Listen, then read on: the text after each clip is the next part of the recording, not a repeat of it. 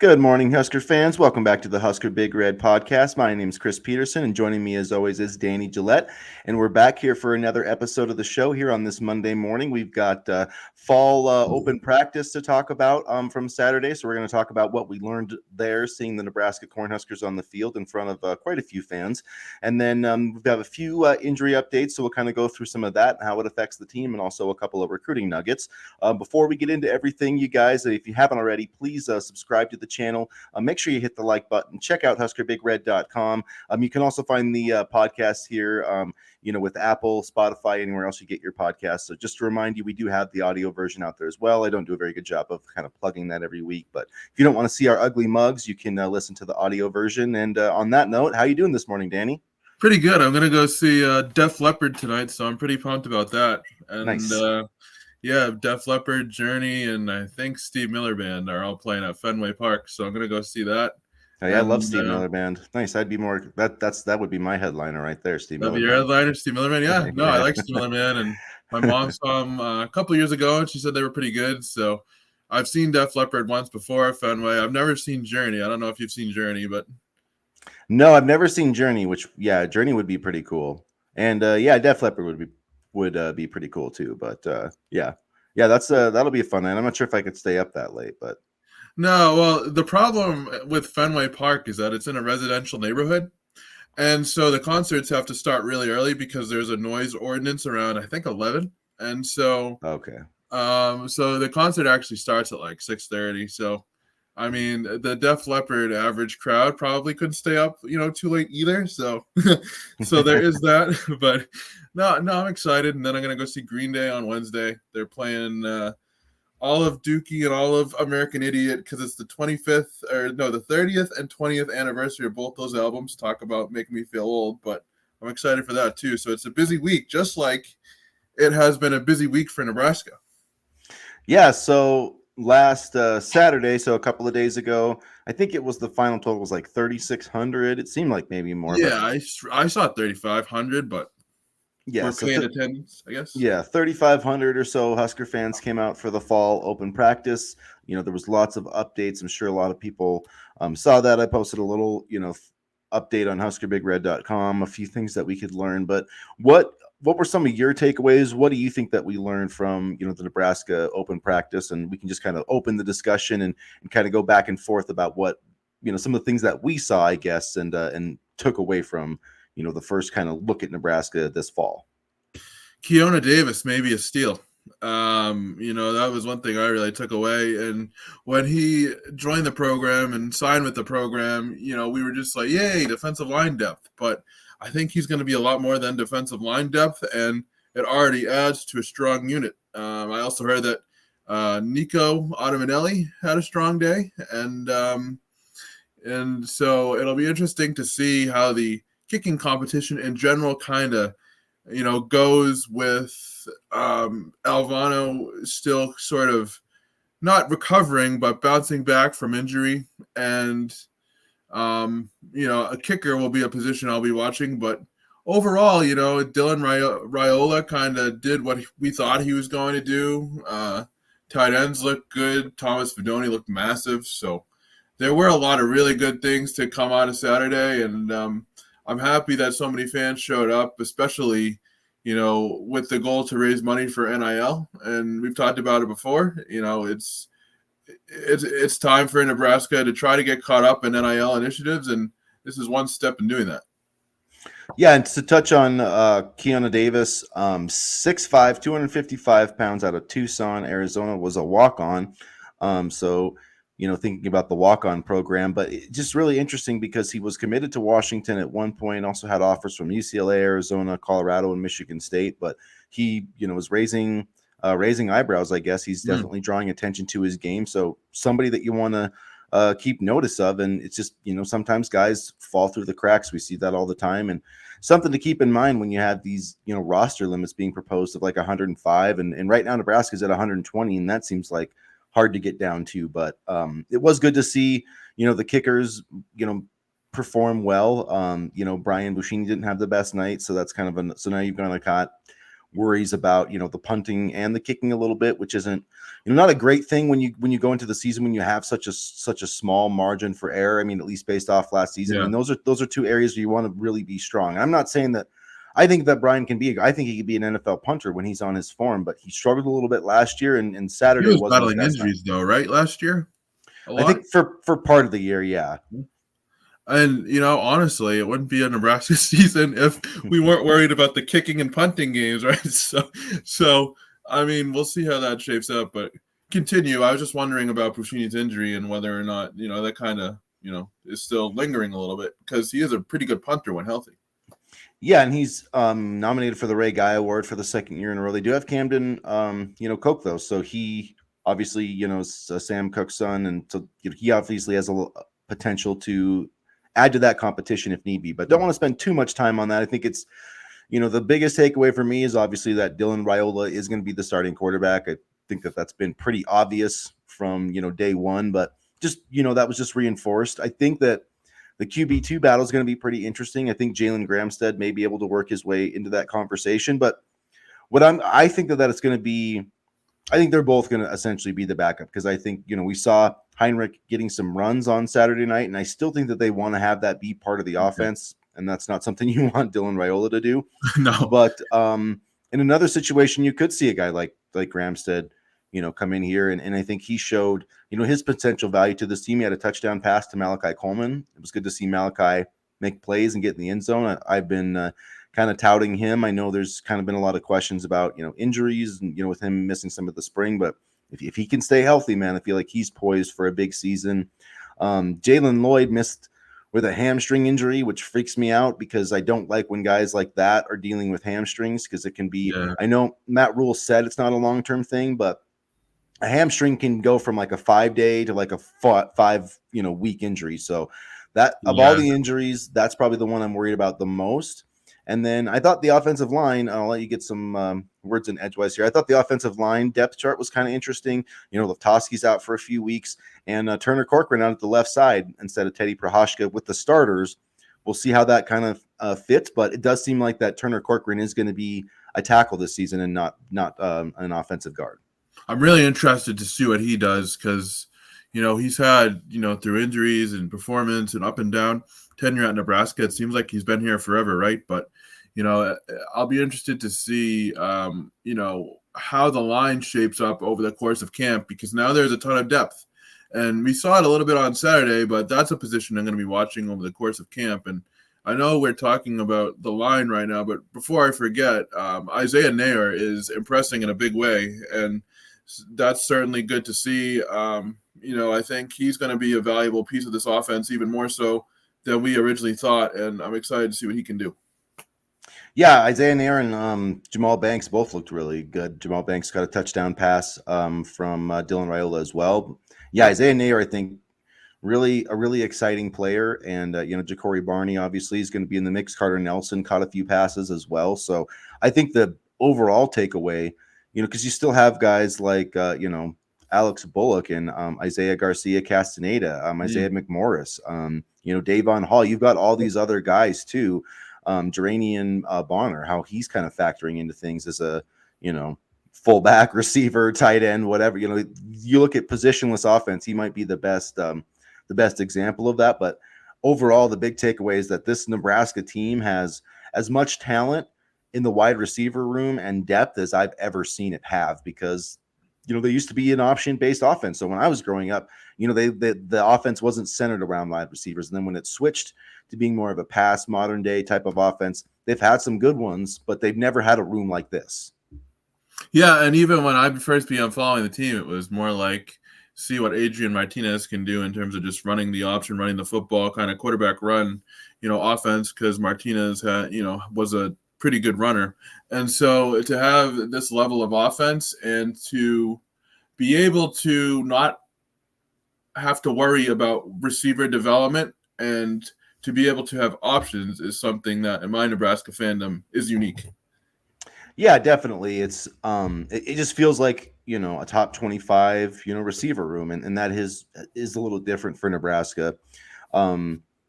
But yeah, I thought, defensive line wise, things kind of played out as I thought that they would. Princewell Umamalian didn't participate, so MJ Sherman was the starter at the jack position. James Williams had some nice run, and that's the thing with Umamalian is he's kind of a guy that can move back. Mm. He could be a jack, he can be an edge. He did it So a I little bit last season, if I remember correctly. Yeah, so I would expect him to play both of those spots. And my main thing with him is like, let's get him on the field when it's time to get after the quarterback, which can be. That's the thing though, is it used to just be, a third down, let's put him in on third down. Well, that's just not the case anymore because every down is a passing down in college football. It can be, at least anyway. So you need those guys out. That's why you want to have them in like a jack position or whatever. And I guess to talk more about the defensive depth chart, I don't think there was any surprises at linebacker, really none in the secondary. Just Tommy Hill was out, and then Jeremiah Charles was up with the number ones, and then also Marcus Buford, which is kind of something we've been hearing lately. He played corner, but he started games at corner and safety, so it makes sense with all the depth that they have at safety to play him more at corner. And then let's see, Sair Wright was in the mix as well, and we've also been hearing good things about Larry Tarver and Amari Sanders. So one of those guys could work their way into the mix as well. I think Nebraska signed like 9 defensive backs in 2024, so a couple of them, could factor into the depth chart as well. Tarver and Sanders are exciting because they both bring that tenacity. They can come down and stop the run, come down and make a tackle, but they're also very good coverage corners. And we had a huge 2024 recruiting class, and I think those two are two of the more underrated recruits in the group, and I'm excited to see how they develop and what they can bring to the table as well, especially when you look at kind of like you just mentioned the positionless defense and that athletic ability. They're not strictly cover corners, they're not just run stoppers, they are a little bit of everything, and I'm excited to see how they fit into this defense moving forward. And so the back end, the starting safeties were, Deshaun Singleton, Isaac Gifford, Malcolm Hartzog in that slot position, Javin Wright and Bullock. John Bullock were the inside linebackers with MJ Sherman, and then of course Nash, Ty Robinson, and Jamari Butler up front. Just in case anybody missed it, to run through that quickly. I guess the offensive line too. So the starting offensive line from left to right: Turner Corcoran, Justin Evan Jenkins, Ben Scott, Micah Mazuka, and then Bryce Benhart. So Teddy Prohashka in the mix, definitely a left tackle, and I think Henry Luftowski would be in the mix and will probably be in the mix, but he's hurt right now, so he's going to miss the next 2 to 3 weeks. And then the two other names, I think, or I guess more than two, but Gunnar Gatula is a guy that I keep talking about, and then Grant Bricks and Gibson Pyle and also Preston Tamu have all been praised by Donovan Raiola so far. So I could definitely see them. I'm not saying they're going to start, but I could see them, on the 2 deep, I guess. And it wouldn't surprise me, if maybe one of them. I mean, I'm sure Nebraska wants to keep their red shirt, but it wouldn't surprise me if, like, in a injury situation, if they have to like play Grant Bricks more than 4 games or something. At this point, you want to put the best players on the field, and I would have no problem burning any of the freshmen's red shirts, to be honest with you. And just to kind of go back a little bit, I was very impressed with the job that John Bullock and Javin Wright did last year. Especially as injuries began to really hit that defense towards the later part of the year. So I'm glad to see that, there's still defensive factors early. And, the line, I'm a big JEJ guy. I loved the job that Justin Evans Jenkins did last year. And, I'm happy to see him kind of continue to get that, big time role because he's earned it. And, he's a guy that maybe doesn't necessarily get talked about a ton on the line, but he's definitely somebody that I'm looking, forward to watching him progress, because I thought he did an outstanding job last year, especially given how the offensive line was still being reworked. Yeah, and it was interesting. It came out that some SEC schools had tried to flip Gibson Pyle later in the process, which doesn't surprise me. He was at the All-American game, and I really think he's going to be a guy that starts for multiple years for Nebraska. I think he's going to play guard, but I think he's going to be really, really good there.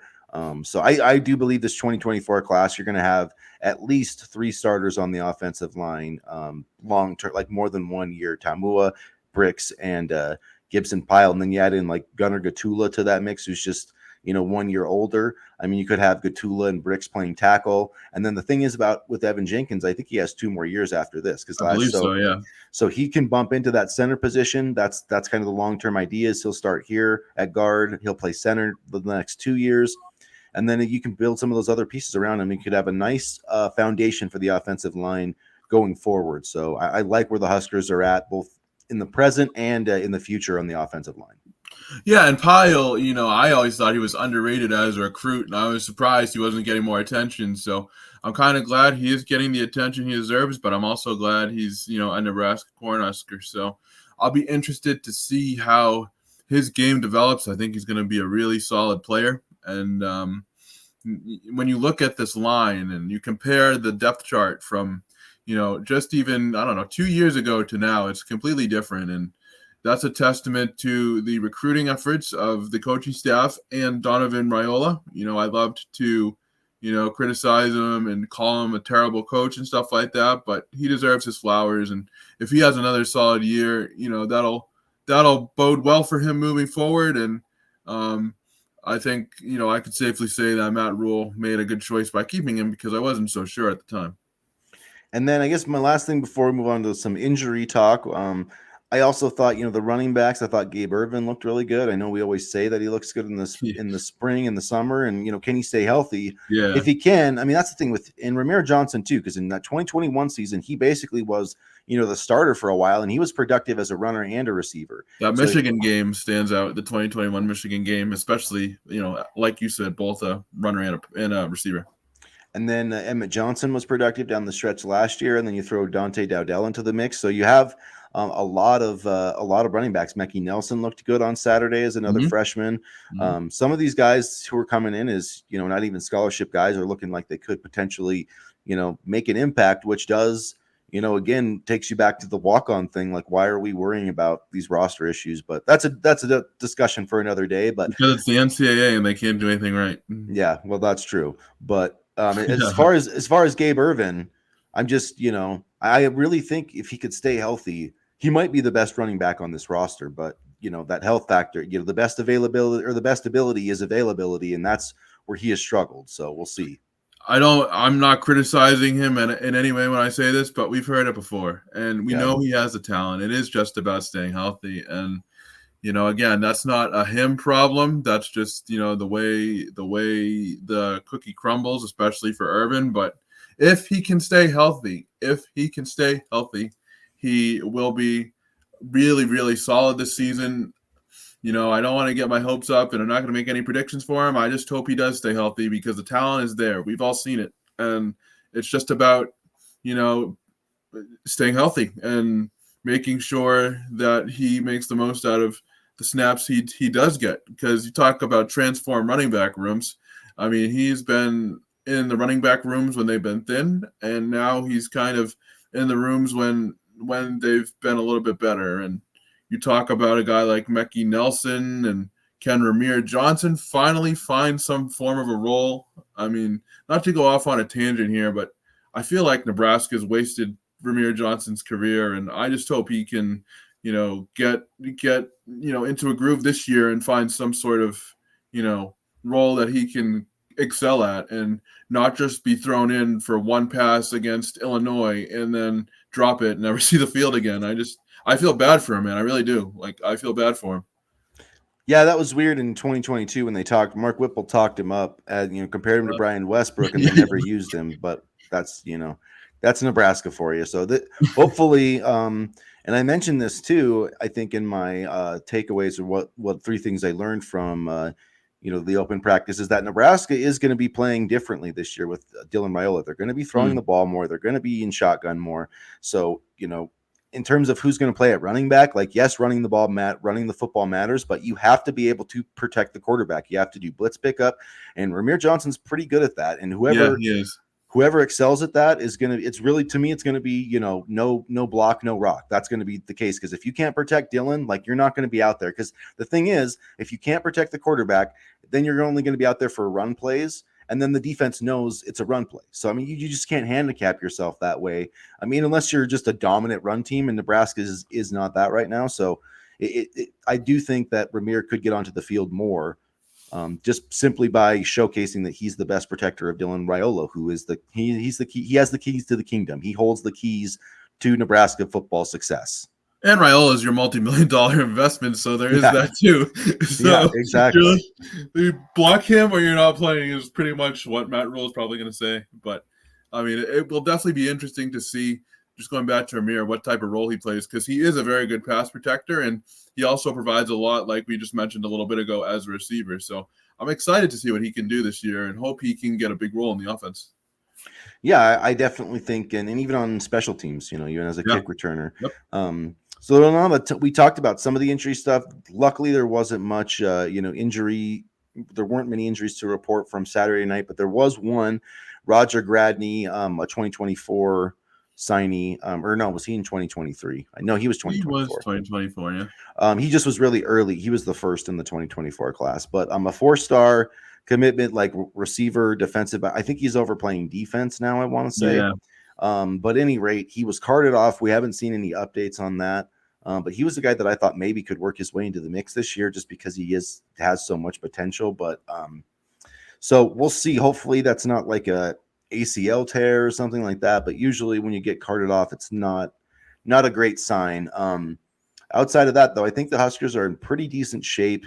With injuries, like I said, I would watch the Jalen Lloyd hamstring thing, but Mm-hmm. it's not like Matt Rule's. He does pretty regular press conferences, but I don't know how many updates we're going to get on that. I'm sure the local media guys will be asking him, but we'll see. That has me worried though, because I do think that Jalen Lloyd could be. If he's healthy this year, he could lead this team in receiving. That's the thing. It wouldn't shock me if Jalen Lloyd, Malachi Coleman, Jamal Banks, or Isaiah Nate. It wouldn't shock me if any one of those four led Nebraska in receiving yards. You go back to the Dylan Raiola touchdown to Lloyd in the spring game, and that was just, you started thinking, ooh, this could be really nice. I mean, just the way Raiola got protection, was able to throw the ball to Lloyd. Lloyd turned on the jets, and that's the one downside of these speed guys is the potential for hamstring injuries because they run obviously extremely fast. So it will be interesting to see how that kind of plays out throughout the course of the year, and hopefully it's something that doesn't linger too much, but you never know with hamstrings. Yeah, you never do know. I never like to see the hamstring pop up there. It's like the death knell of explosive players, but hopefully it's not a big issue. And just a couple of recruiting notes, not a ton of stuff because we're getting into the season and Nebraska's kind of winding down with the 2025 class, but there is a little push. Like we talked about Jeremiah Jones getting the offer from Missouri. He's visited Missouri, which I think he visited before he got the offer. We just didn't know about it. So, not to like super panic or anything, but I do think that that's something to watch. Apparently, Missouri's targeting him as more of a tight end. He does play, wide receiver as well. Potentially maybe that could be a factor.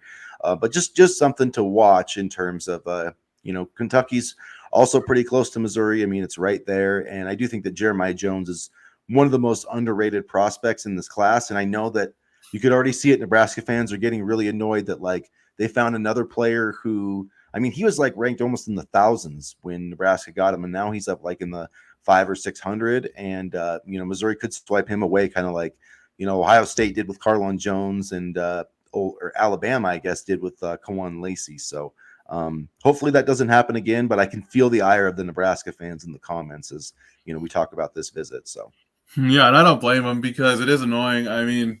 Jones is severely underranked.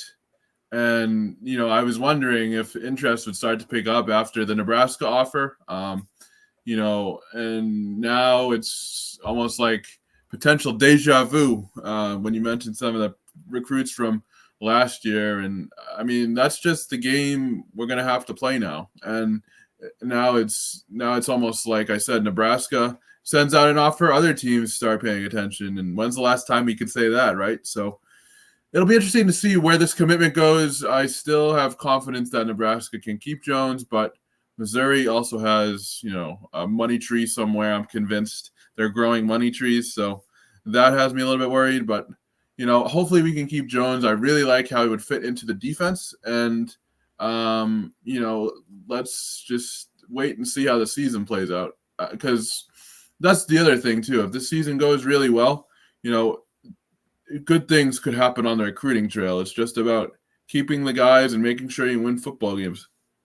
Yeah, I do agree with that sentiment. I think Nebraska, that whole sleeping giant. There's definitely some truth to that whole notion. And if you can start to, win and you get the 1890, where they're on par with some of these SEC programs in terms of what they're willing to offer recruits, then you got the 5-star quarterback. You got a team. If you can get this team competing for playoff spots and getting the consistent draft picks too, that's going to start helping because last year they didn't have that because a lot of their guys stayed, but this year it's you're going to see, I think, like 6 to 8 Nebraska players drafted. And so once Nebraska starts getting consistent guys into the NFL and they start winning games consistently, then the recruiting is going to take off even more than it already is. And that's when I think you could see Nebraska go from like this 25, because right now they're like in the 20 to 30 range. They should be in that 15 to 20 range, Yeah.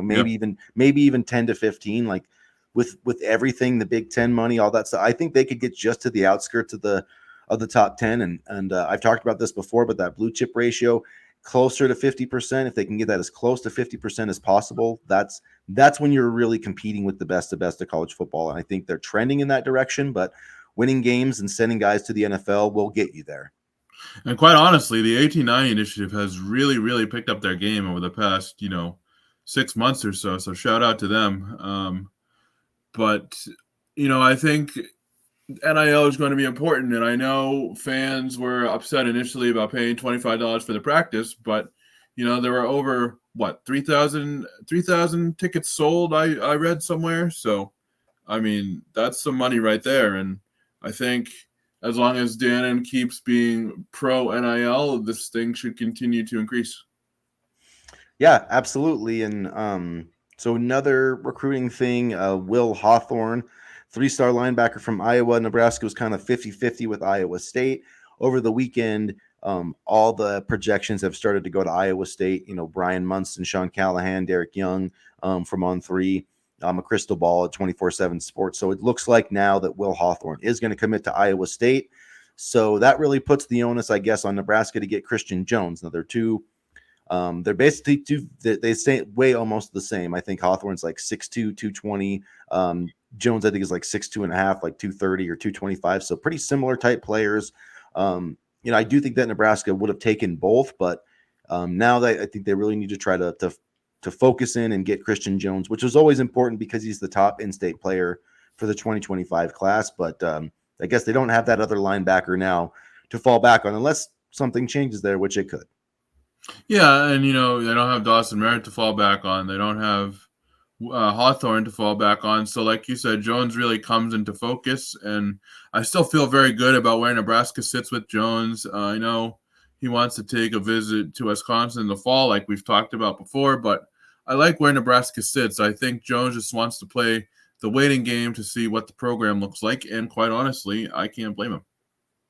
Yeah, we'll see if he visits, Wisconsin or if he visits Nebraska again this fall. I wanted to say too about Jeremiah Jones. I think an objective for Nebraska would be like, hey, let's get this kid, to the Colorado game, or get him in for a game this fall, solidify that commitment because you do it because right now it's more about holding on to your commitments than it is adding new ones. I know they're trying to get David Sanders and Michael Terry and those guys, but you don't want to lose any of your commitments that you've got either. So that's kind of more where the focus is going to be in the next few months in terms of the 2025 class. And then it's about, getting, guys like Jackson Cantwell from 2026, getting them on campus this fall. And because I think you're right. If Nebraska can just have a winning season this year and get some guys drafted, that's going to go a long way in building up the 2026 class, which could be the best class we've signed in a long time. It sounds so cookie cutter and so simplistic, but that's really, really what we need. It is. Yeah, I it mean, is. I mean,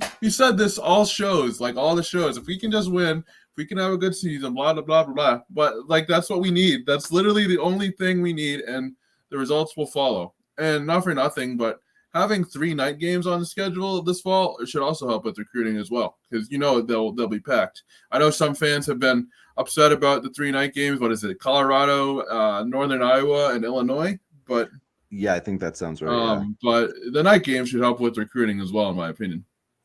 Yeah, I don't mind the night games. I just mind them on Friday night because then I have to, watch the high school football game I'm covering and the Nebraska game on my phone. So is the Illinois one on Friday? Is that what it is?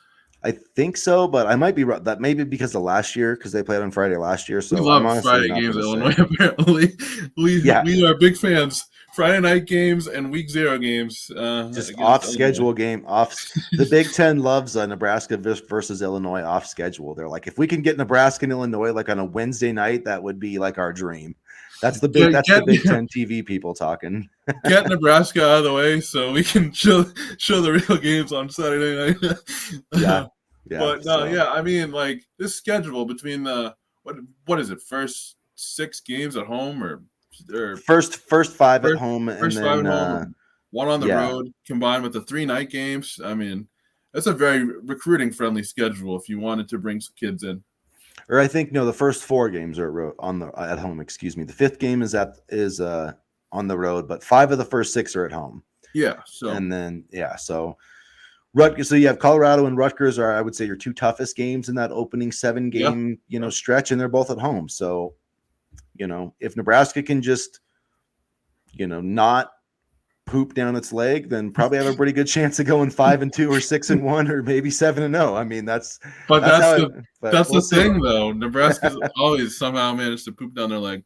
They do. That's the best way I could put it without swearing. So, that's how it goes. But at any rate, we'll wrap it up there, I guess, for the show, you guys. We'll be back. We'll have some other episodes this week. We're going to start cranking up more content as we get closer to the season. We're now, 26 days away, 25 days away from the 26. Yep.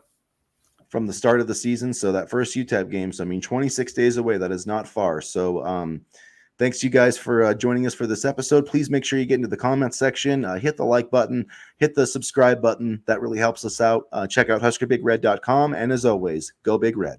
Go Big Red.